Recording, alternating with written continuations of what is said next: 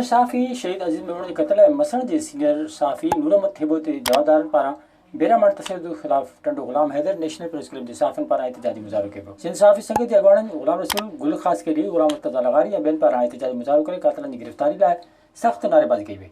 इन मौक़े ते अॻवाननि जो चवणु हो त हिकु सहाफ़ी अज़ीज़ मेमण जो क़त्ल नाहे पर पूरी सहाफ़त जो क़त्ल आहे, जंहिंजी हू सख़्त लफ़्ज़नि में मज़म्मत कनि था ऐं मुतालबो कनि था त शहीद अज़ीज़ मेमण जे असुल क़ातिलनि खे गिरफ़्तार करे संदसि खून सां इंसाफ़ कयो वञे। डहरकी जे ख़ानगी school the scholar grammar public school में सक़ाफ़ती ॾियारो ऑरेंज डे मल्हाइण जे हवाले सां हिकु शानदार तक़रीब कोठाई वई, जंहिंमें स्कूल जे शागिर्दनि ऐं शागिर्दाणियुनि वॾे अंग में शिरकत कई। तक़रीब दौरान शागिर्दनि पारां तक़रीब मुक़ाबला ऐं टेबलोज़ पेश कया विया। स्कूल में सालाने सेमेस्टर में टॉप 10 ईंदड़ शागिर्दनि में इनाम शील्डूं ऐं ट्रॉफियूं पिणु विरहायूं वियूं। तक़रीब में ख़िताब कंदे स्कूल जे प्रिंसिपल उस्ताद अरबाब सुरानी, अमजद अली, औरत टीचर ज़किया ऐं ॿियनि चयो त महिनत सां तालीम हासिल कंदड़ शागिर्द ई पंहिंजे असुल वालिदैन ऐं मुल्क जो नालो रोशन करे सघनि था।